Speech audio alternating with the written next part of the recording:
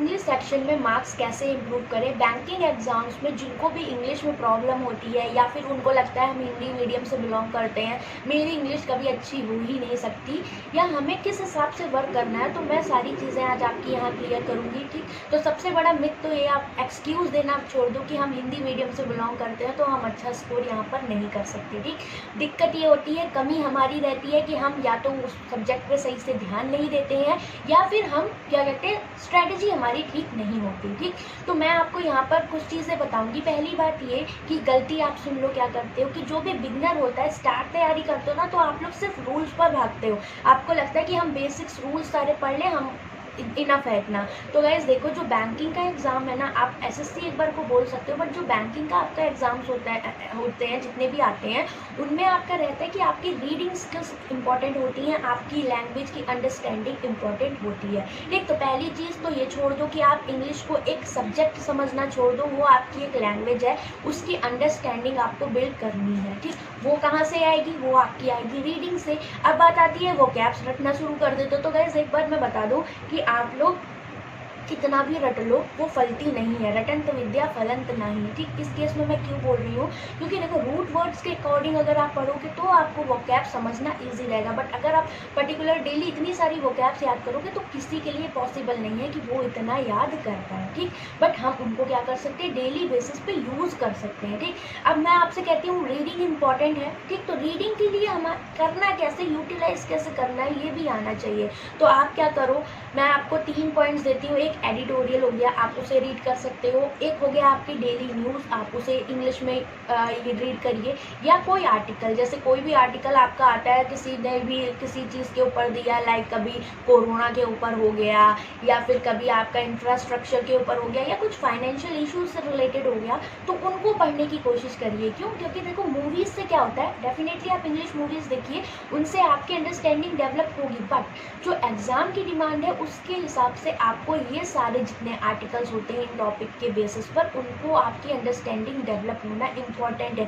और यहाँ पर आपकी जो वोकैब्स यूज़ होती हैं गाइस, उनका भी थोड़ा सा अलग होता है, तो उन्हें समझने में प्रॉब्लम आ जाती है। तो इसके लिए ज़रूरी है आप एडिटोरियल या न्यूज़ पढ़ें। ठीक, अब एडिटोरियल नहीं समझ में आ रहा है आपको पेपर से या मोबाइल से, ऐप से, जिससे भी आप पढ़ रहे हो, वो आपको अगर समझ नहीं आ रहा तो आप यूट्यूब चैनल को फॉलो कर लो। बहुत सारे टीचर्स फ्री पढ़ा रहे हैं एडिटोरियल, सबका देखो, जो आपको बेस्ट लगे उसको फॉलो करो। अगर आपको मेरे से जानना है तो join my Telegram group @bankingsmartly, यहाँ पर मैं आपको सोर्स बता दूंगी। ठीक, अब बात आती है क्या कि ये तो रीडिंग से रिलेटेड हो गया। अब रीडिंग को यूटिलाइज कैसे करना है, सेकंड पॉइंट ये आता है ना। तो रीडिंग को यूटिलाइज करने के लिए आपको यहाँ पर डेली जो उसकी वोकैब्स आती है उनको आपको लिखना है, जो जो इंपॉर्टेंट होती है, प्लस फ्रेजल वर्ड, या आपको कोई ईडियम या फ्रेज मिल गया उसे आपको यहाँ पर लिखना है। ठीक, अब उसकी मीनिंग लिखी आपने। अब क्या करना है, जो आपने आर्टिकल पढ़ा है ना, आपको बहुत टाइम नहीं देना, 15 से 20 मिनट उस पर ओपिनियन आपको मिल जाएगा कि किस हिसाब से वो पैरा आपको बोल रहा है। ठीक, वो आप समझ लोगे यूट्यूब के थ्रू या खुद से।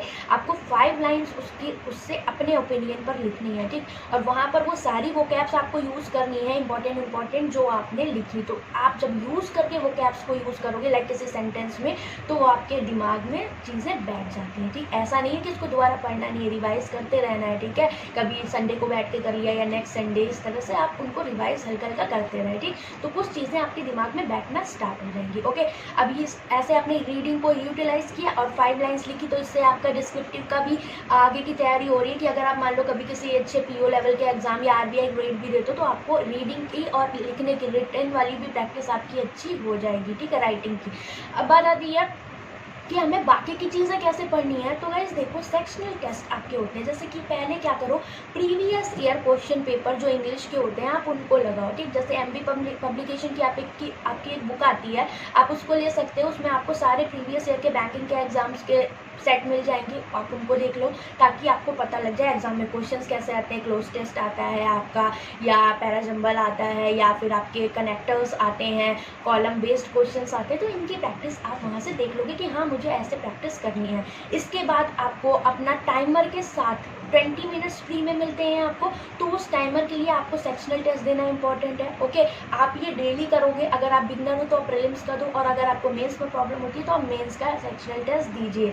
यहाँ से आपको फ़ायदा क्या होगा कि आपको टेस्ट में एक आरसी बेस्ड क्वेश्चंस मिल जाएंगे, पैरा जंबल मिल जाएंगे, ठीक है। मान लो आपने टेस्ट दिया, नहीं मार्क्स है, बट जब आप उसको दोबारा एनालाइज करते हो तो आपको एक चीज़ पता लगती है कि आरसी आप दोबारा पढ़ोगे, समझोगे कि हाँ थीम क्या कह रहा है, आप उस क्वेश्चन की या उस पैरा की थीम समझने की कोशिश करोगे, ठीक है। तो वही आपके लिए इंपॉर्टेंट है कि पैरा आपका बोल क्या रहा है ये आपको समझ में आ जाना चाहिए, क्योंकि कुछ क्वेश्चंस ऐसे भी आते हैं आपके कि आपको कुछ लाइंस दे दी, फिर बोला क्या कि 4 लाइंस दे दी, ये कौन सी इसमें फिट हो रही है, ठीक। तो वो आपकी अंडरस्टैंडिंग से ही चीज़ें आएंगी, ठीक। तो आपके लिए सेकेंड थिंग क्या इंपॉर्टेंट बनती है, सेक्शनल टेस्ट। आप चाहो, अगर आप बिगनर हो तो आप पहले प्री के देना स्टार्ट करो और वीक में 1-2 मेंस के दे दो, और अगर आपको मेंस में प्रॉब्लम होती है तो आप मेंस के सेक्शनल टेस्ट देना स्टार्ट करें। अब बात करते हैं कि मैम इतने सेक्शनल टेस्ट ही नहीं है, खत्म हो जा रहे हैं, तो आपके पास क्विजेज है 15 क्वेश्चंस की, सारे साइट्स आपको फ्री देती हैं, IBPS गाइड भी आपको देता है, तो आप वहाँ से देख सकते हो, ठीक। और अगर आपको और इंग्लिश की प्रैक्टिस करनी है तो आप हमारा PDF बंडल जो कोर्स है वो ले सकते हैं, आपको डेली टारगेट्स वहाँ पर मिलते हैं और फिर आपको वीडियो सॉल्यूशंस भी मिलते हैं। अगर आपको कोई प्रॉब्लम है तो आप दे सकते हो, प्री प्लस मेंस दोनों का, ठीक। इतनी बात हो गई आपकी इंग्लिश की कि आपको ये चीज़ें करनी ही करनी है। अब बात आती है कि मैम रूल्स तो इंपॉर्टेंट होते ही हैं, अगर हम उनको नहीं करेंगे तो हम कैसे एरर्स को करेंगे, तो बिल्कुल इंपॉर्टेंट होते हैं। कनेक्टर्स की भी आप क्लासेस देख सकते हो कि कैसे हमें यूज़ करना है, हैंड्स का, वाइल का आपका, या फिर डियर फोर हो गया, कोई भी जैसे कोई भी वर्ड आता है तो उसको कनेक्टर के रूप में अगर हमें यूज़ करना है, एज सून एज हो गया, तो कहाँ पर हमें यूज़ करना है, तो आप इसके लिए वीडियो सॉल्यूशंस भी देख सकते हो, ठीक है। या फिर आपको किसी भी टीचर को फॉलो कर लो, बहुत सारी यूट्यूब पे फ्री वीडियोस भी हैं, आपको इसके लिए कोई पर्टिकुलर पेड कोर्स के लिए जाने की ज़रूरत नहीं है, ठीक है। अगर आपको मेरे से जानना है तो join my Telegram group @banking smartly, मैं आपको बता दूँगी, ठीक। अब अगर आपको वोकैब से याद करनी तो पहले रूट वर्ड्स को आप देख सकते हो, क्योंकि इससे चीज़ें ईजी हो जाती हैं। अगर आप नहीं कर पा रहे हो तो फिर आप सबसे ज़्यादा मॉक टेस्ट पे ध्यान दो, ठीक है, सेक्शनल टेस्ट पर और क्विजेस पे ध्यान दो। क्यों? क्योंकि आपको वहाँ पर एग्ज़ाम के हिसाब से मार्क्स लाने, ठीक है। हमें जो भी अपनी तैयारी करनी है वो एग्ज़ाम को देखकर करनी है, तो तैयारी भी आपकी टाइमर के साथ एग्ज़ाम के पॉइंट ऑफ व्यू से होनी चाहिए, जिसमें आपकी सारी चीज़ें रिवाइज हों। जैसे कि आप अगर टेस्ट दोगे या आप डेली हमारा PDF वाला कोर्स, कुछ भी जहाँ से भी आप पढ़ना चाहो पढ़ सकते हो, या क्विजेस दोगे डेली फ्री वाली, तो वहाँ से आपको क्वेश्चंस की प्रैक्टिस हो जाएगी। मतलब मेन चीज़ है आपकी प्रैक्टिस, ठीक।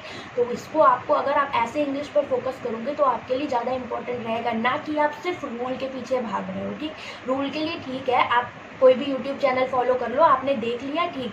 अब उसको ये नहीं रटने बैठ जाओगे, उसको अगर आपको इम्प्लीमेंट करना है तो आप वो एक्सरसाइज पर करिए, जैसे एरर की हो गई, ठीक है, या आपके करेक्शन की हो गई, फिलर्स जो आते हैं कि इनमें क्या इंप्रूवमेंट हो सकता है, उनकी आगे उन चीज़ों को आप फॉलो करो, ठीक। और ऐसे भी बहुत सारी चीज़ें आपके लिए अवेलेबल है फ्री में, जिनको पढ़ के आप अच्छे से प्रिपरेशन कर सकते हो। बस वही है कि जो मैंने आपको स्ट्रेटेजी बताई है, आप इस हिसाब से यहाँ पर पढ़ें तो आपको डेफिनेटली फ़ायदा होगा, ठीक है। मॉक टेस्ट इंपॉर्टेंट है आपके लिए, मैंने पहले ही बोला है, क्योंकि आपको 20 मिनट्स में वो चीज़ें करनी होती हैं। कभी कभी क्या होता है, जैसे मैं अपना बताऊँ, पर्सनल एक्सपीरियंस मेरा क्या था कि गाइस मैं आरसी मुझे समझ में आ जाता था, ठीक है, लेकिन मुझे टाइम लगता था आरसी समझने में। ऐसा होता था कि यार हाँ, मैं टाइम लेके जब करती थी, जब टेस्ट वेस्ट खत्म हो जाता था तब मैं उसको बहुत कायदे से समझ लेती थी, बट वो विद इन द टाइम चीज़ें नहीं समझ में आती थी और मैं आंसर नहीं कर पाती थी, ठीक। तो ये चीज़ें आपकी तभी डेवलप होंगी टाइम के साथ जब आप डेली प्रैक्टिस करोगे आरसी की। तो आप आरसी के लिए बना लो कि वो मॉक टेस्ट से आप प्रैक्टिस करना चाहो तो वैसे कर सकते हो,